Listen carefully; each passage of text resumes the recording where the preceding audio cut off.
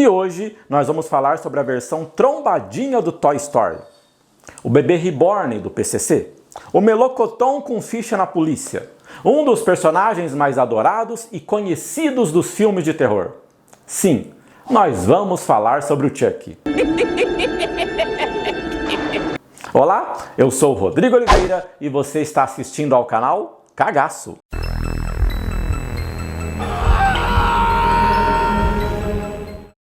Durante uma perseguição policial, um criminoso é baleado. E para não visitar o nosso lar, o homem transfere sua alma para o corpo de um bonequinho. Brinquedo esse que acaba nas mãos de um inocente garotinho. E aqui começa uma das franquias mais longas e divertidas do cinema de terror, cujo assassino tem 45 centímetros, uma risada diabólica e o penteado do beisola.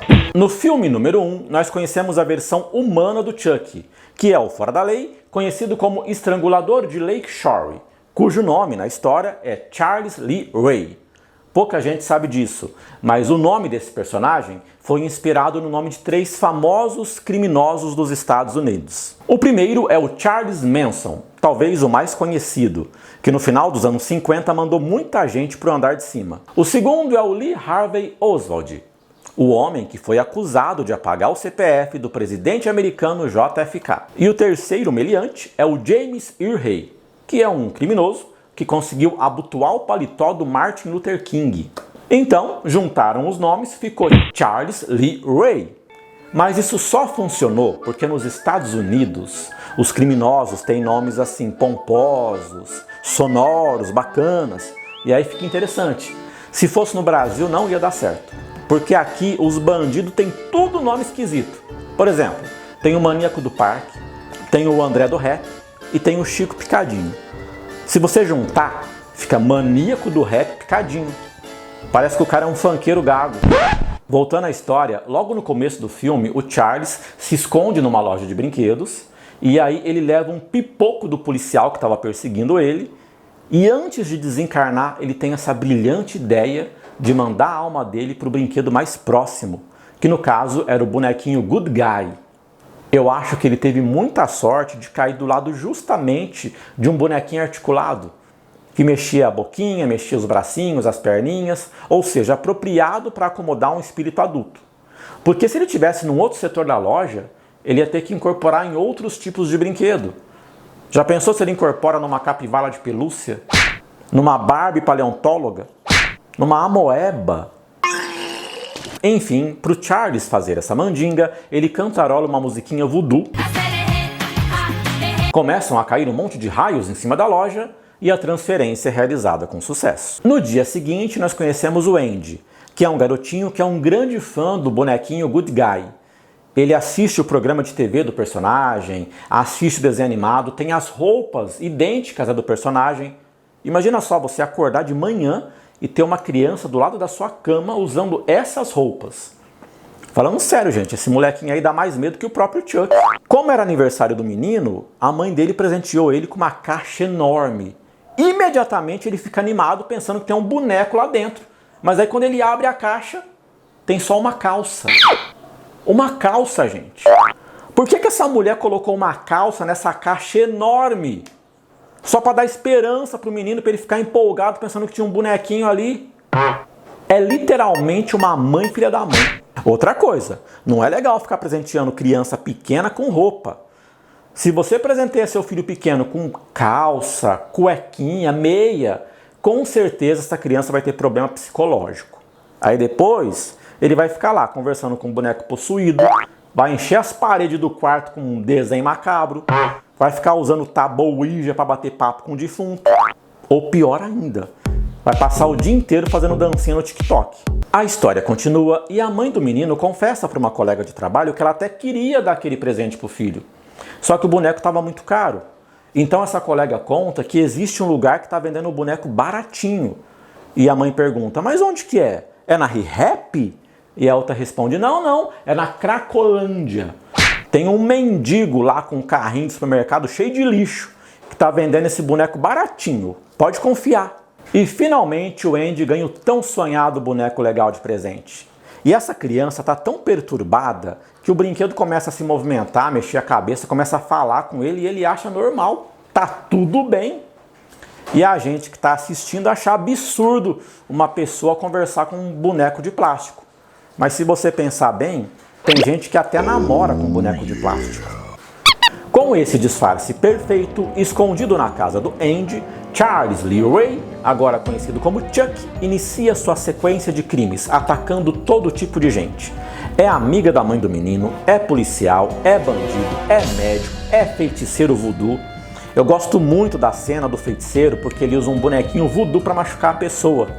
E fica aquela dúvida: se quando você espeta um bonequinho voodoo em algum lugar do mundo, uma pessoa sente dor, será que quando uma pessoa faz acupuntura, em algum lugar do mundo, um bonequinho voodoo sente dor?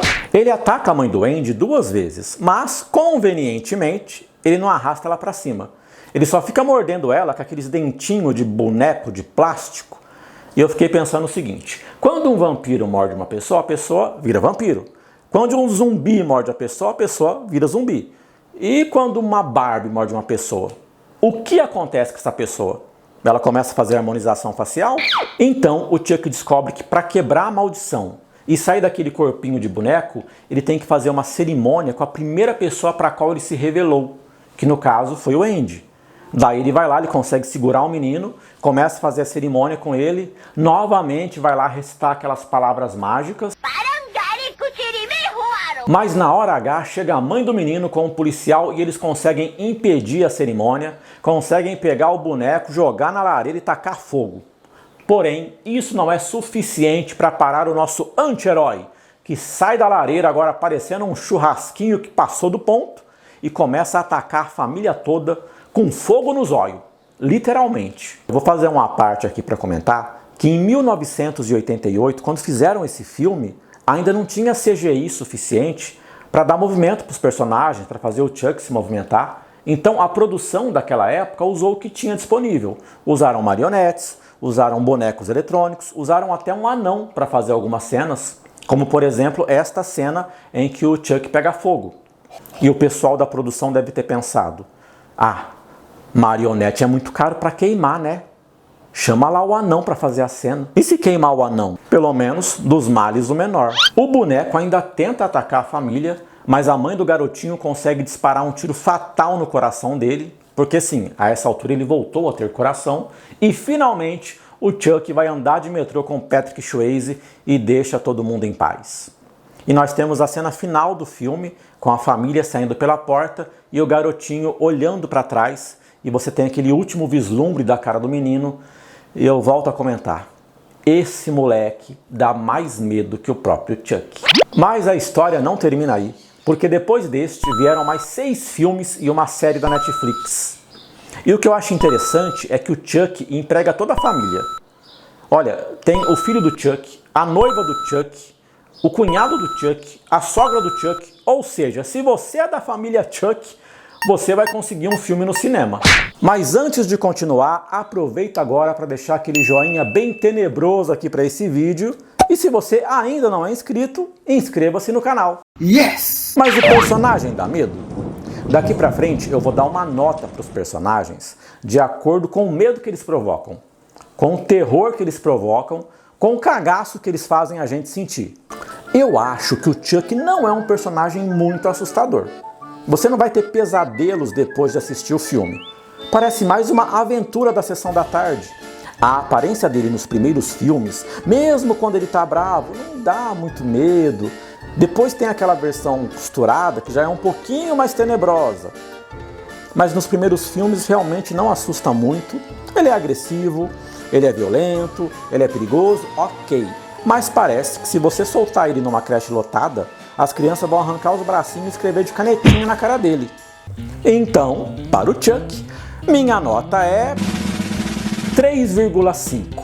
Agora eu quero saber de vocês. Se fosse para dar o Chuck de presente para alguém, para quem você daria?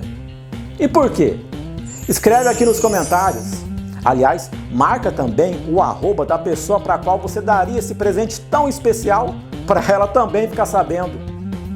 Obrigado pela companhia de vocês, um abraço e até o próximo vídeo. Tchau!